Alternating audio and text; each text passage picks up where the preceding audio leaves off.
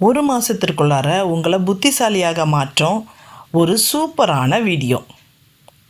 நேற்றைய தினத்திற்கான ஆன்சர்: யாரை பார்க்கிலும் மூடன் மேல் நம்பிக்கை வைக்கலாம். தன் பார்வைக்கு ஞானமாய் இருப்பவனை கண்டாய், அவனை விட மூடன் மேலே நம்பிக்கை வைக்கலாம். தன் பார்வைக்கு ஞானமாக இருக்கிறவன்கிட்ட ரொம்ப ரொம்ப ஜாக்கிரதையாக இருங்க. டே 18. இன்றைக்கான கேள்வி: ஞானமாய் நடக்கிறவன் டேஷ் படுவான். ஞானமாய் நடக்கிறவன் டேஷ் படுவான். ஒரு முட்டாள் இருக்கிறான். அந்த முட்டாளுடைய பேச்சு எப்படி இருக்குன்னா, தன் உள்ளத்தில் இருக்கிறது எல்லாம் பேசுவான்.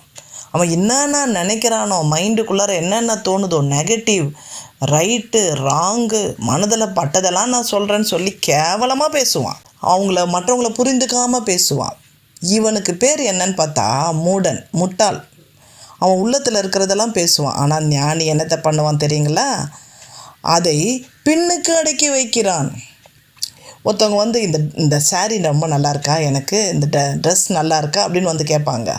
மூஞ்சால் அடிச்ச மாதிரி பதில் சொல்லுவாங்க சிலர்.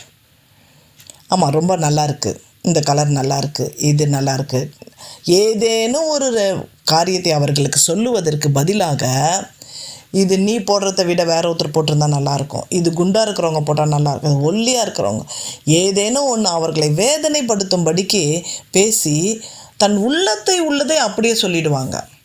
நான் ரொம்ப ஸ்ட்ரெயிட் ஃபார்வர்டுங்க, நான் ரொம்ப கண்டிப்புங்கன்னு இவங்க கதை வேற அடிப்பாங்க.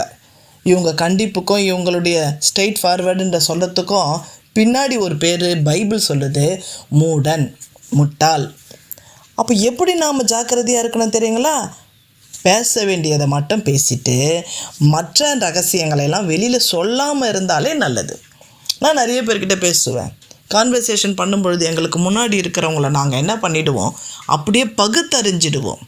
ஒரு ஸ்கேனர் போனோன்னே எப்படி அந்த ஸ்கேனர் கடகடகன்னு எல்லாத்தையும் ஸ்கேன் பண்ணிடுது, அதுபோல் பகுத்தறிகின்ற வரத்தை பயன்படுத்தி என்கிட்ட பேசுகிற ஒரு பர்சன், எனக்கு முன்னாடி நிற்கிற ஒரு அம்மா, அவங்க என்னிடத்தில் எப்படி பேச வருகிறார்கள், இது கர்த்தருடைய பிள்ளையா, கர்த்தருடைய பிள்ளை இல்லாதா, இது நம்பிக்கையில் இருக்குதா, நம்பிக்கை இல்லாததா, இதையெல்லாம் நான் என்ன பண்ணிவிடுவேன், ஒரு ஸ்கேன் பண்ணிவிடுவேன். அப்படியே அவங்களுடைய ஹார்ட்டு, மைண்டு, அவங்கள பேச விட்டுருவேன். கொஞ்ச நேரம் லொடன்னு பேசிக்கினே இருப்பாங்க.